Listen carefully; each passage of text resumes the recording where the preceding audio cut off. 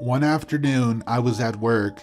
I walked past the room with the window and the door and automatically glanced into the window. There was a woman standing in the room, except there were only 3 people in the building and the other 2 were in the office behind me.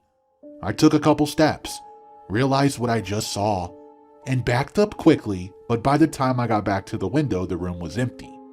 There was only one door, and when I opened it, the room was empty. At this same building, a coworker was telling me she was in the office right around the corner from the same room. She could not see the door, but she could see the shadow of the door on the floor, as it slowly opened and closed. She was the only one in the building at the time, and she refused to check. I arrived about an hour later, and she asked me to check the door and see if it was still locked.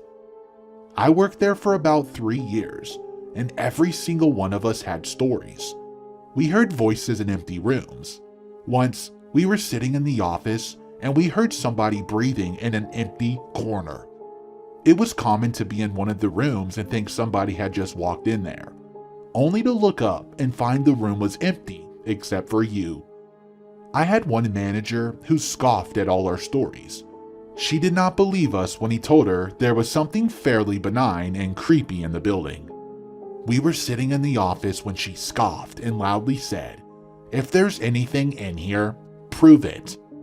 We all held our breath, kind of nervous, a bit scared but also curious.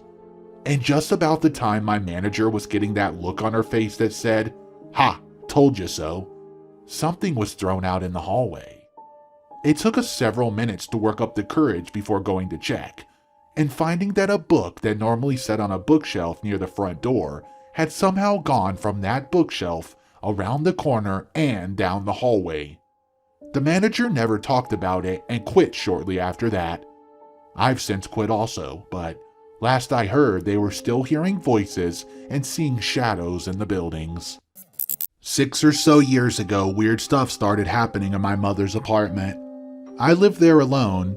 She was living with her boyfriend but kept the apartment anyways. The door to my bedroom would open or close on its own. At some point in the night, it would close or open at random intervals, with the door handle moving and everything. And not like slowly. Sometimes it would full on slam shut or open. I tried everything, closing all the windows to see if maybe it was the wind. Nope. Seeing if there was anyone else in the room. Never found anybody. Plus, the room on the other side was empty except for a wardrobe. Hell, it even happened more than a few times in front of a friend.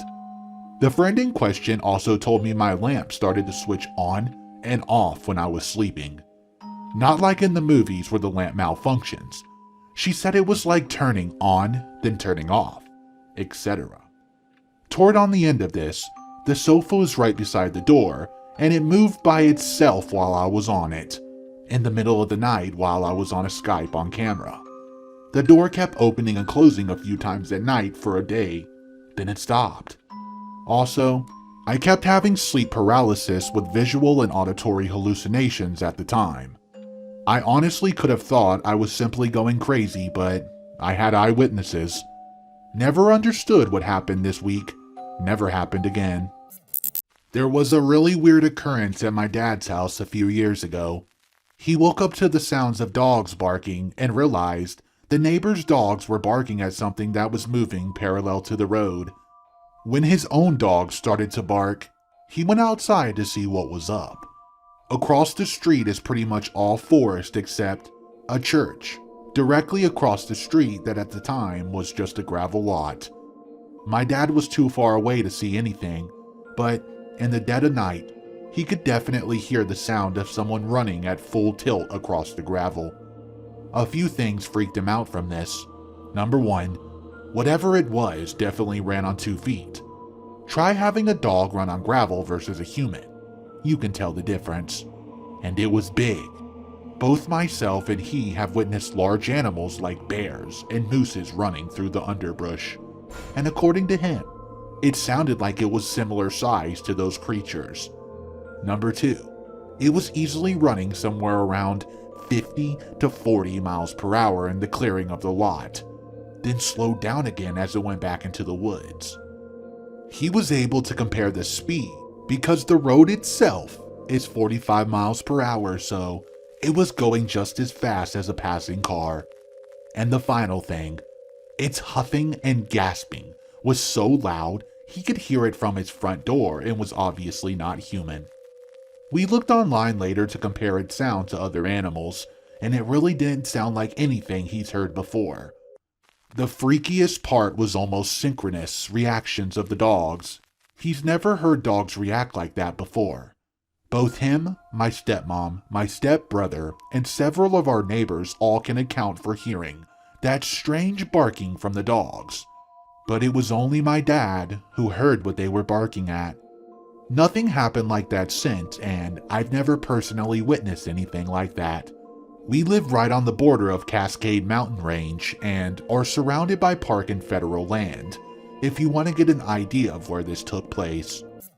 One night, I was watching The Conjuring at home with my little sister when we heard someone putting a key in our front door and opening it. We were sitting in the living room next to a sliding door that was very close to the front door, so we both heard it very clearly. Now, this did not alarm us since we knew our dad had recently gone out to get some stuff. We just assumed he returned. "Dad, you're back already?" I casually asked. No response. "Dad?" I asked again, thinking that he did not hear me the first time. Again, silence. At this point, I get the feeling that something isn't quite right, and I could tell by the look on my sister's face that she was quite nervous as well. I'll note that up to this point she had spent the evening rolling her eyes at the horror movie cliches, and she very rarely gets scared. We looked at each other just for a moment, wondering what we should do before we started hearing a few more scattering sounds from outside the sliding door. I was frozen in fear by this stage. I tried one more time in a louder but shakier voice. "Dad? Is that you? Please respond," repeated. But the silence continued. Now at this point, I'm freaking out and literally jumped off the couch. My sister also abruptly gets up and starts rapidly walking towards the other end of the room, which leads to the kitchen area. She later revealed to me that she was planning on grabbing a knife. She had this horrified look on her face that I have not seen ever before. We looked at each other in the nervous silence. I did not really know what to do, and I did not want to make any further sounds. I finally decided to walk up to the sliding door and began opening it as slowly as possible, peering into the darkness. I know, I literally became the idiot who investigates the unknown, creepy noise without anything to protect myself. When the door was finally opened wide enough, I poked my head out and scanned the corridor, preparing for the worst. To my surprise, there was no one there. But what was more strange was the front door was still completely shut. We never heard the door close. My sister and I were obviously both extremely relieved, as we were almost certain there was an intruder in the house. After this, I immediately went to go ask my mom, who was situated in her bedroom at the other end of the house, if it was her or whether she noticed anything. She told me she thought my dad had come home as well, as she also heard someone opening the front door. Around half an hour later, which felt like an eternity at the time, as we still quite shaken from the incident, my dad finally arrived home and confirmed that he had not come home earlier. To this day, my sister and I still have no idea what happened that night. This is not a story involving me. It was actually when my mom was a little kid, so I've only heard this story from my grandma, who likes to tell me things like this when I visit her. My grandma was traveling with my mom and her 3 younger siblings. One of them was a baby, and the others were toddlers or young kids. Of course, handling 3 hyper kids and 1 baby on an airplane is not fun, and my grandma was beyond exhausted by the time they took their seats. My grandma chose the back row on the flight, sitting with the 2 youngest while my mom sat in the other row with their sister. Things quieted down for a bit when they took off, but as time went on, Mom and her siblings grew more restless. Lots of whining, complaining, and crying that my grandma wishes she could just sleep and forget it all. Just as my grandma's about to lose it, a man sitting behind her taps her shoulder, and my grandma turns to look at him. He frowns, noticing how tired she is, and asks if she'd like help calming down her crazy kids. Of course, Grandma is so done that she quickly agrees. Side note, nowadays I don't think people would be so quick to hand over the babies, but this was back when strangers were a lot more chill with each other, so I guess that explains that. My grandma quietly reads, a wave of relief washing over her as the man hands my mom and her sister's coloring books and quiets down the baby by dangling an interesting toy over the seat. And for the rest of the plane ride, everything was quiet. My grandma says it was the most quiet she's ever had since my mom was born. The plane lands. My grandma thanks the man and starts getting my mom and her siblings ready to get off the plane. Of course, she's really excited to introduce this man she befriended on the flight to my grandpa and tell him how he saved her from a hell of a flight. My grandma gets off the plane with everyone, meets up with Grandpa. She proceeds to excitedly tell him all the details, and that he should wait with them to meet the man. After all, the man was behind them and would be one of the last ones to get off the plane since they were in the back row. 10 minutes went by, then 15. They had been watching people get off the whole time, but the man never showed. My grandma was incredibly puzzled by this. How could he have possibly disappeared when they were sitting right in front of him and had gotten off the plane before him? My grandma, worried that something happened to him, stopped one of the crew members who had a list of all the people on the flight. She asked for his name, which she had learned on the flight, only given the response, "Sorry, ma'am, there's no man's name like that on this list." To this day, no one quite knows for sure who the man really was or where he would have gone. My grandma and I think he was some sort of guardian angel or spirit sent to help her in a time of need. The first that comes to mind is always one I tell my friends that gives me chills and freaks me out, and will always make me feel some type of way for the foreseeable future. I was probably 9 or 10 at the time, and my dad was in the military. We were stationed in Fort Knox and lived in the base in a provided military apartment. I moved around a lot growing up and have plenty of superstitious family members. So at the time of being a child, the fear of the supernatural always existed. I lived pretty normally, and then I made a friend named Dylan. I hope he's doing well these days. One day, after school, his mom invited me over to their home. They also lived on base. Right away, entering that apartment, I felt very uneasy, or like someone was watching me. However, as the day went by, I played with him and his little sister and things were normal. Nothing amiss, and so on his birthday, I returned to his home for the final time. When I came through the door again, I got the same uneasy feeling. This time I asked him about it and his demeanor changed, as well as his little sister's.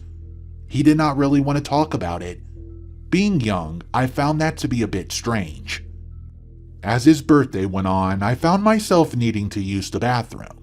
There were 2 bathrooms, one upstairs and one downstairs. I went to enter the bathroom downstairs, and without a missed breath, him and his sister both say, We don't use that bathroom, don't go in there." I didn't really think much of it until he asked if I would stand outside the door of the upstairs bathroom while he used it. Things now seemed off, and that uneasy feeling sank in quickly. I complied. We went upstairs and he went to pee and left the door wide open and asked me not to let anyone shut it, which freaked me out because it was just me and him upstairs. I was dying to pee and asked if he would stand outside because now I was nervous, to which he refused. Angry that he did not return the favor, I stormed off downstairs, yanked the bathroom door open, and took a pee. 10 years old, pants halfway down, and I'm about ready to pee when the lights go off. The switch is inside as well as the lock, which frightens me because now I can't see where my pants are. Then it flicks back on and then off again, and then it begins happening a lot more rapidly.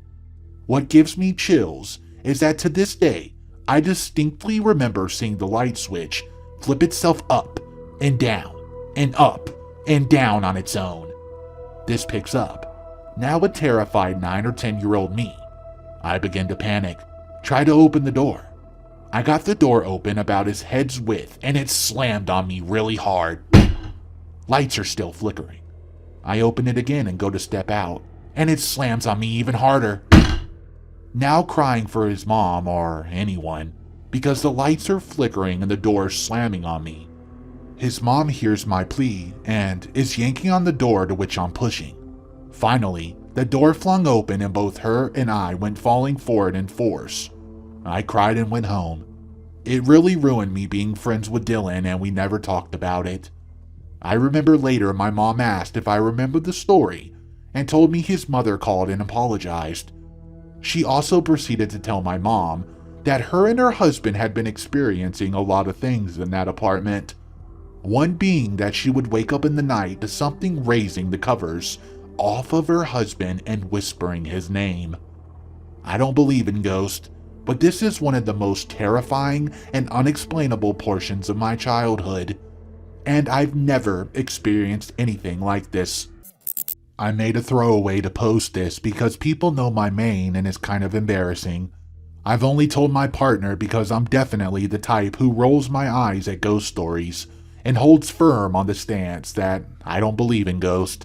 And yet, I have 2 brothers and we all lived in a small house when I was 8 to 11 years old. All of us kids hated the downstairs. It was always chilly, which is normal for a basement, but it felt like a creepy chill. Sounds lame, I know, but my little brother, probably 6 when we first had that house, had a room downstairs and he hated it. He would go so far as to not sleep in his room because he was so frightened. He wouldn't even enter the basement bathroom. He always had awful nightmares in that house, and so did I. All of us kids still refer to it as the haunted house. It sounds stupid to type, but it's just truly had a bad feeling. Anyways, the incident. I was about 11 and downstairs alone. There was like 45-minute gap between getting off school and when my mom got home. And my brothers weren't there. They must have been with my dad. I can't remember. So, I was on the computer, which was in the basement. And to my left is the staircase heading up to my cat, who was sitting on the landing between the first set of stairs and the second. It's only about 4 p.m., so it was light outside. I had no music playing, so there was nothing to confuse me. This next part will probably sound minor and not freaky, but I get chills thinking of it. Suddenly I hear, "Hi, hi, hi, hi, hi," starting as a whisper and getting progressively louder, "Hi, hi, hi, hi, hi," and circling the room, as though someone was running around. I might have chalked it up to me hearing something, I guess. Except when the "hi" got to the staircase, directly to my left, my cat arched her back and hissed loudly. "Sssss." I ducking bolted upstairs. My cat followed me and never went down solo again until we moved into our next house. I work graveyard shift security, and the shadows don't act right. The human shadows are there where they shouldn't be is one thing, but I can't dismiss them. Even when I'm inside an unlit room illuminated by light that just reflects in a cast, none.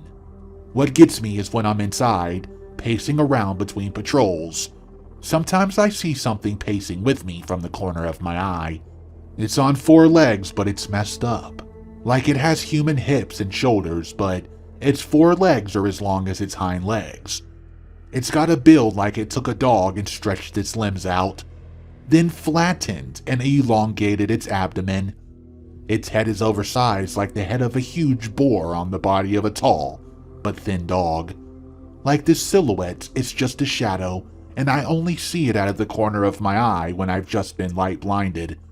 You know how when you look at a bright light, then look away, it leaves an after image of the light source. Instead of that, I see this shadow thing. It's not always following me when I see it, but mostly it's inside and I leave when I do see it.